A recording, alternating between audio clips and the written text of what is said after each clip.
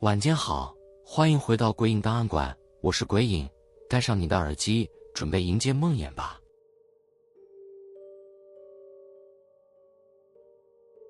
幽灵航班的呼唤。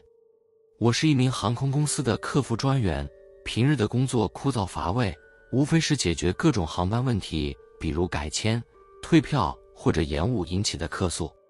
那天晚上我值班，空气中弥漫着咖啡和疲惫的气息。电话响起的那一刻，我原以为不过是一次寻常的来电，却没想到这通电话让我终身难忘。您好，这里是航空客服中心，请问需要什么帮助？我用训练过的职业语调说。对方沉默了一瞬，接着低沉的声音传来，我是 GH460 航班的乘客，请帮我确认我的座位号码。听到这句话，我愣了一下。GH460，那是7年前失事的航班，至今下落不明。我心头一紧，虽然脑中闪过恶作剧的念头，但我不敢怀疑对方语气中的真实。先生，请稍等，我帮您查询。我小心翼翼地回答，同时调出系统查询这位乘客的资讯。当我输入航班号并点击搜寻时，屏幕上竟然真的出现了他的姓名和相关资料。他的登机时间显示在7年前的某一天，座位号是 32K， 状态显示已登机。我盯着这些字，不敢相信自己的眼睛。先生，请问您现在在哪里？我试探性地问。对方的声音依旧低沉。飞机上。我感到背脊发凉。此刻，电脑屏幕下方的系统记录显示，他的航班已经完成登机流程，但后续记录戛然而止。那是因为当年这架飞机在雷达上消失后，所有数据也随之中断。您的航班，我忍住心中的恐惧，努力让自己的声音听起来正常。这个航班早在7年前就已停止服务，您是否记错了？电话另一端没有立刻回答，取而代之的是一阵沙哑的呼吸声，随后背景音中传来模糊的引擎轰鸣，仿佛飞机正在高速飞行中。我的座位号是 32K， 他再度开口，语气中带着一种不可动摇的坚定。那一刻，我开始意识到，这通电话可能远不止恶作剧那么简单。我深吸一口气，试图继续对话。您当前是否有其他乘客或工作人员可以帮助您？没有人，他的回答短促而冰冷。电话突然断了，留下一片盲音。我放下电话，脑袋一片空白，手心冒着冷汗。过了几秒钟，我反应过来，试着回拨电话，但显示的来电号码并不存在。那晚我辗转反侧，无法入睡。翌日，我抱着疑惑和不安向主管提起这件事，却被敷衍的回应，可能是有人恶作剧，用假的来电号码骚扰我们，别太在意。但我无法放下这个疑问。几天后，我忍不住翻查了公司内部的航班记录，想要确认自己并未出错。当我找到 GH460 的历史资料时，发现当年的乘客名单上果然有那名男子的名字。他的座位号与我接到电话时查到的完全一致 32K。 我越看越心惊，忍不住查询这名乘客的更多资讯。他当时是出差前往北京的商务人士，已婚，有一个5岁的女儿。他的家人在失事后曾多次呼吁搜寻真相，但最终只得接受失踪的事实。在接下来的几周里，我开始注意到奇怪的现象。每到深夜值班时，系统中偶尔会弹出一条类似的查询提醒，显示 32K 座位状态更新。但当我点击进去，资料页面却是一片空白，像是有人故意抹除了内容。一次，我试图将这些异常现象截图存档，但每当我按下保存时，屏幕都会闪烁几下，接着恢复正常，而档案则消失无踪。这种无法解释的状况让我愈发恐惧，也愈发觉得这不是单纯的技术问题。事情的高潮发生在1个月后，那天我再次值班，电话铃声又一次响起。我犹豫了几秒钟，才鼓起勇气接起来。您好，这里是航空客服中心，请问需要什么帮助？我试图保持镇定。32K 的座位，请帮我确认。对方的声音依旧低沉，像极了那个晚上来电的男子。这次我硬着头皮直面这个问题：先生，您是否知道这趟航班早已失事？您现在在哪里？对方沉默了几秒，随后缓缓开口：我们还在飞，但看不到终点。听到这句话，我感到一股彻骨的寒意，连话都说不出口。电话再次断了，而这一次我的座位查询系统竟然自动刷新，仿佛被某种看不见的力量控制，不管怎么点都一直自动刷新。那一晚后，我选择了淡定面对，偶尔还是会接到来自那边的电话，虽然内容是重复的，但我还是都冷静地回答。如果是真实的，或许渐渐的能让电话那头的他意识到，或者接受自己已经遇难了。我的态度也不敢强硬，因为实在是无法对其残忍，只能安分地如实相告。直到今天，我依然无法解释这些电话的真实性，也无法确定那些所谓的技术问题是否真的是巧合。但每当夜晚安静时，我仿佛能听到微弱的声音，那声音来自高空，来自无数寻找回家路途的灵魂，他们在无尽的黑暗中飞行，等待一个永远无法抵达的终点。我不清楚为什么我会被选择接听到这通电话，但希望某一天他们能够安息，然后我再也不需要接到这些令人揪心的电话了。35000英尺的低语。成为空服员的这些年，我早已习惯夜班的孤独与乏味。夜晚的航班通常安静的出奇，大部分乘客会选择睡觉，机舱里只有引擎低沉的轰鸣声陪伴。直到那次从曼谷飞往东京的夜班飞行，我才真正明白，飞行的宁静有时是一种假象，背后可能隐藏着某种无法解释的诡异。这是一趟平常的红眼航班，乘客大多是疲惫的旅人或商务人士。起飞时，我们的工作如往常一样，协助乘客入座，演示安全指示，巡视机舱是否一切正常。一切都很顺利，直到飞机稳定在平流层后，我注意到一件奇怪的事。在12A 座位上，一位穿着深色夹克的男子坐着，身体笔直，表情木然。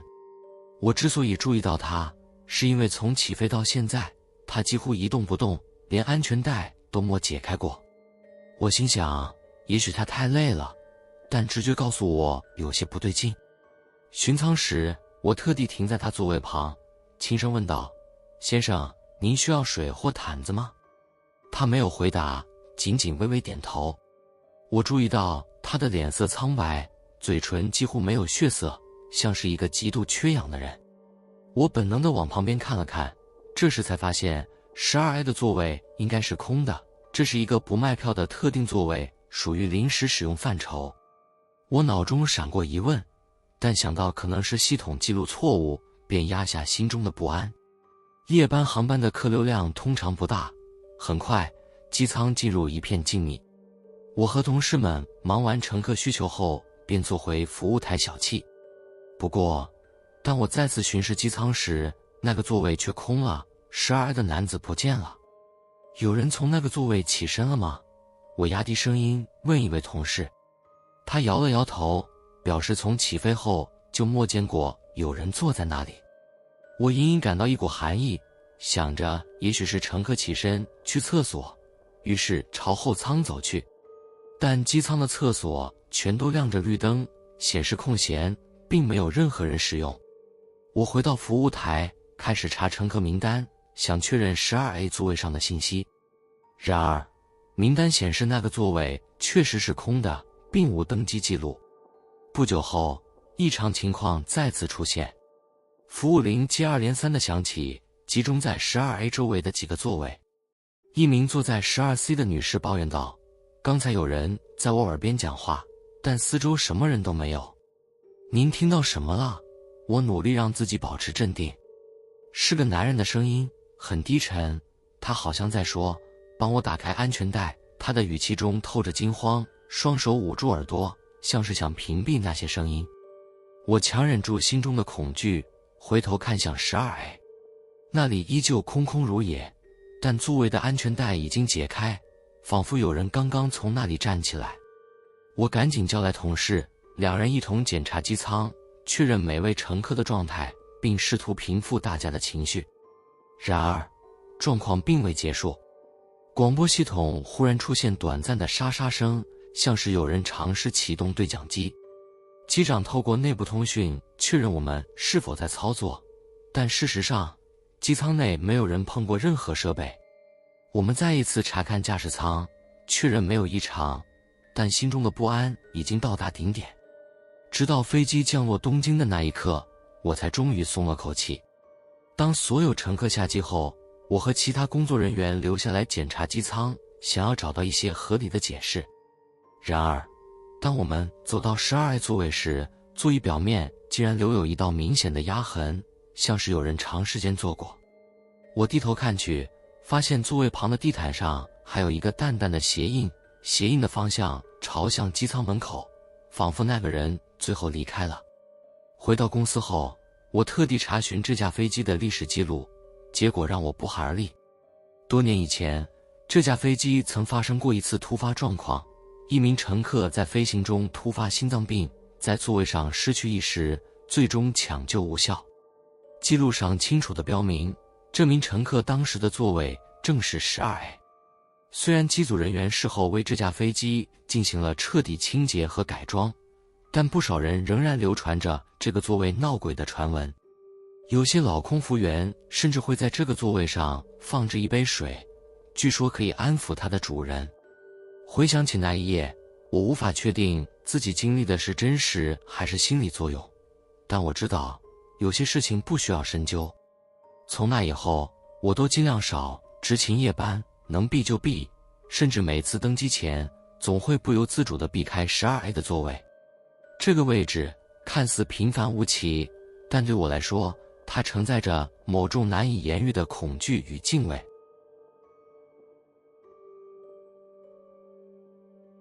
王者的航路。作为一名航空工程师，我参与过许多飞行测试，但那次的经历让我至今无法忘怀。那是一架刚刚改装完毕的试飞用飞机，配备最新的自动驾驶系统，飞行全程由地面控制中心监控。我和另外3名工程师受命登机，负责记录系统运行状况。这架飞机除了我们，机舱内没有任何乘客，驾驶舱也空无一人。飞机从地面缓缓滑行至跑道，一切看似正常。地面控制通过无线电确认了起飞参数，我们便开始进行例行测试。飞机在跑道上加速，轻轻一震后顺利起飞。此时，我们在座位上固定好笔记本电脑，开始记录自动驾驶系统的各项数据。飞行前30分钟一切顺利，飞机在平流层中稳定巡航，我们定期汇报系统数据。仪器显示正常，没有任何异常波动。机舱内除了引擎的低沉轰鸣，只有我们键盘敲击的声音。这原本应该是一场无比平淡的飞行。然而，随着时间推移，怪异的现象逐渐开始。约在飞行40分钟时，我感觉到机舱温度似乎下降了。作为工程师，我明白这可能是空调系统的问题，但此时空调面板显示一切正常。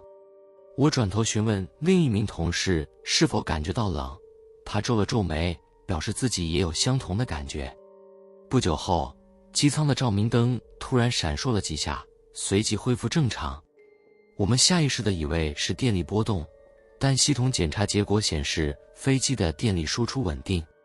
我们将情况汇报给地面控制中心，对方回应说飞机运行一切正常，可能只是偶发的技术故障。接下来的一段时间里，我们刻意忽略这些细微的异常，继续记录数据。大约又过了20分钟，情况变得更加令人不安。你们刚才听到什么声音吗？坐在后排的同事突然开口。我们都停下手头的工作，仔细聆听。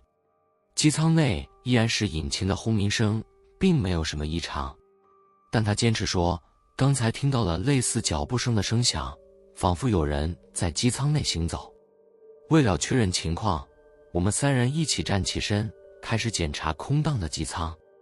走到驾驶舱门口时，我的心跳忽然加快，因为门后的窗户反射出了一个模糊的人影。那影子穿着一件类似旧款制服的衣服，低头坐在驾驶座上。我强忍住恐惧，打开驾驶舱的门，但里面空无一人。仪器面板依旧显示自动驾驶运行正常，但操纵杆上的痕迹显示像是有人刚刚调整过它。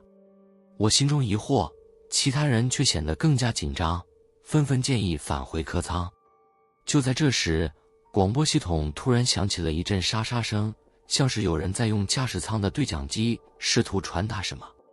我们互相看了一眼，确认彼此都没有触碰任何设备。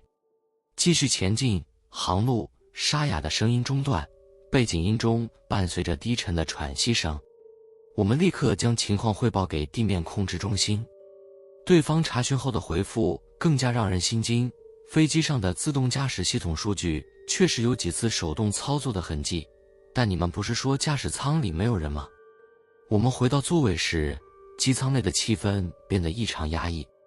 就在飞行进入返航阶段时，地面控制突然通知我们，飞机的航路数据被手动更改，目标方向偏离了既定航线。你们必须马上恢复航路，控制中心的声音急促。然而，我们尝试用远程指令恢复航路时，驾驶舱的仪器却发出刺耳的警报声，仿佛有某种不可见的力量拒绝接受我们的操作。与此同时，我再次看向驾驶舱门口，那个模糊的影子又出现了，这次更清晰。我看到他缓缓低下头，像是在俯瞰仪表盘。我脑中突然闪过一个念头，这架飞机的驾驶舱曾发生过一起致命事故，当时的机长在飞机失事时被困在驾驶舱里，最终莫能逃生。我们无法控制飞机，只能祈祷地面控制中心能接管。最终，在地面控制的协助下，飞机成功返回，但在降落时，仪表上的最后一条信息却让所有人沉默。它显示了一段简短的话语：我的航路未完。事后调查显示，这架飞机的自动驾驶系统从未出现过故障，也找不到任何数据被外力改动的痕迹。然而，我们4个人都清楚，那天的飞行并非只是技术问题，某些事情无法用科学解释，也许那个他只是想完成一段未完的旅程。自那次事件后，我辞去了航空工程师的工作，其他3人也纷纷调职，离开了这个领域。每当夜晚回想起那个模糊的影子，我总是告诉自己，它只是一个未完成航路的灵魂，不会伤害我们。然而，我再也不敢靠近飞机驾驶舱一步。或许有些航路注定无法抵达终点，而那些仍在旅途上的灵魂也在寻找自己的归处。喜欢这类型的故事的话，记得点赞、订阅鬼影档案馆，开启小铃铛，才不会错过每晚间的恐怖小故事。你们有类似的或者其他的灵异经验吗？欢迎留言分享。我是鬼影，我们下次见。